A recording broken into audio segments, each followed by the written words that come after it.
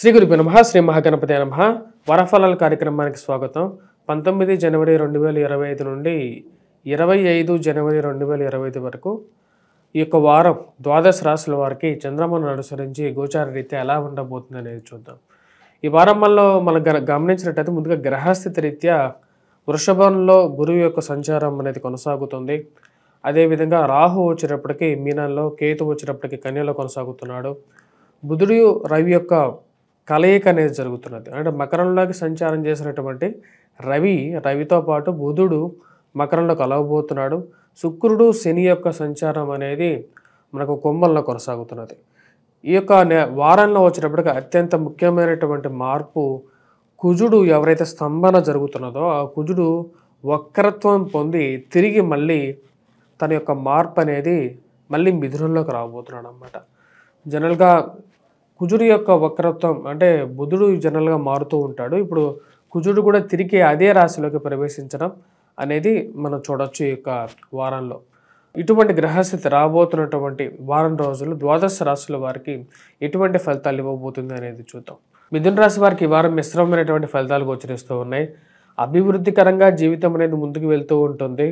కానీ కొన్ని అనుకోనేటువంటి ఖర్చులు అనేది కొంచెం వెంటాడే విధంగా ఉంటుంది. ఆ విషయంలో చాలా జాగ్రత్తగా ఉండాలని చెప్పి నిర్ణయించుకుంటారు. వృధా ఖర్చుల విషయంలో దూరంగా ఎంత ప్రయత్నం చేసినప్పటికీ కూడా ఏదో రకమైనటువంటి ఖర్చులు చుట్టుముట్టే విధంగా ఉంటుంది. జీవిత భాగస్వామి ఆరోగ్య విషయాల్లో జాగ్రత్తలు తీసుకోవాలని చెప్పి నిర్ణయించుకుంటారు. అనవసరమైనటువంటి ఖర్చులు, అదేవిధంగా ఆరోగ్య సమస్యలు చుట్టుముట్టకుండా జాగ్రత్తలు ఏవైతే ఉన్నాయో వయసు రీత్యా వచ్చేటువంటి రుగ్మతల నుంచి కాపాడుకోవడానికి ఎక్కువగా ప్రయత్నం చేయాలని చెప్పి భావిస్తారు. దాని తగిన విధంగానే వచ్చేటప్పటికి ఆరోగ్య సమస్యలకి కొన్ని చిట్కాలు కూడా ఆచరించాలని చెప్పి ఆయుర్వేద మందులు కూడా తీసుకోవాలని చెప్పి నిర్ణయించుకుంటారు. ఈ రాశి వారికి అష్టమంలో జరుగుతున్నటువంటి ఈ యొక్క రవిగ్రహ సంచారం కొన్ని అంత అనుకూలమైనటువంటి ఫలితాలు ఇవ్వట్లేదు. మరి అదేవిధంగా ఖర్చు విషయాలతో పాటు ఇరుగు పొరుగు సఖ్యత విషయంలో మీరు చేయనటువంటి పనులు కూడా ఎప్పుడో మీరు చేసినటువంటి పనుల్లో అవన్నీ కూడా మనసులో ఉంచుకొని మీ మీద ప్రతీకారం మంచి తీర్చుకోవాలని చెప్పేసి మిమ్మల్ని టార్గెట్ చేసి కొన్ని గ్రూపులు తయారవుతాయి. అవి ఉద్యోగపరంగా కూడా మిమ్మల్ని మీకు రావాల్సినటువంటి బెనిఫిట్స్ ఏవైతే ఉన్నాయో వాటిని ఆపాలని చెప్పి ఎక్కువగా ప్రయత్నం చేస్తారు. కానీ ఇవన్నీ ఎలా ఉన్నా సరే ఆ దేవుడి కృప అనేది మీ మీద ఉంది. నా జీవితం అనేది ముందుకు వెళ్తుంది, దాన్ని ఎవరు ఆపలేరు, నా కష్టాన్ని నేను నమ్ముకున్నాను అని చెప్పి ఒక మనస్తత్వంతో మీరు ముందుకు వెళ్ళటం అనేది జరుగుతుంది.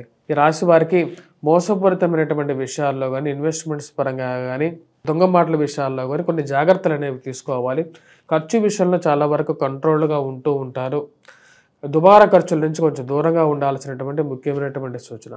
వివాహ ప్రయత్నం సంబంధితమైన విషయాల్లో అర్థం కానటువంటి విషయంగా గోచరిస్తూ ఉంటుంది. మీరు ఒకటి మాట్లాడితే దాన్ని 4 విధాలుగా మార్చి చెప్పేటువంటి సమాజంలో మనం బతుకుతున్నామని చెప్పి మీకు కొన్ని సంఘటనలు నిరూపితంగా కనపడుతూ ఉంటాయి.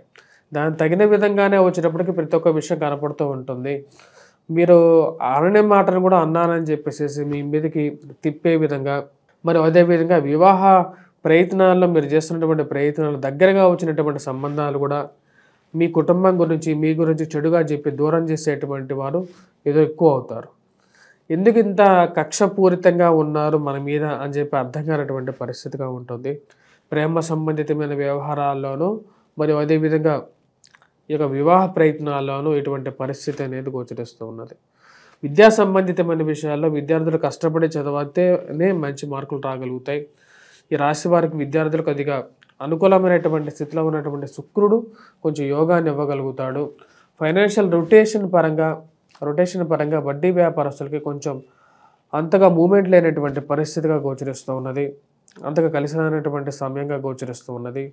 డబ్బు ఎక్కువగా రొటేషన్ చేసేటప్పుడు కొన్ని జాగ్రత్తలు తీసుకోవాల్సినటువంటి ముఖ్యమైనటువంటి సూచన.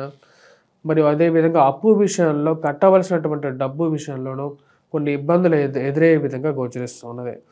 ఈ రాశి వారు చేసుకోవాల్సినటువంటి ముఖ్యమైనటువంటి పరిహారాల్లో ముఖ్యంగా కోపాన్ని తగ్గించుకోవటం అనేది ముఖ్యమైనటువంటి సూచన. మరియు అదేవిధంగా హనుమాన్ చాలీసా పఠించడం, సింధూరాన్ని ధరించటం, వాటితో పాటు సూర్యనారాయణ స్వామిని పూజించటం అనేది ముఖ్యమైనటువంటి సూచనగా చెప్పడం జరుగుతుంది. విద్యార్థులు బోధి వృక్ష చుట్టూ ప్రదక్షిణ చేయడం కూడా ముఖ్యమైనటువంటి సూచనగా చెప్పడం జరుగుతుంది.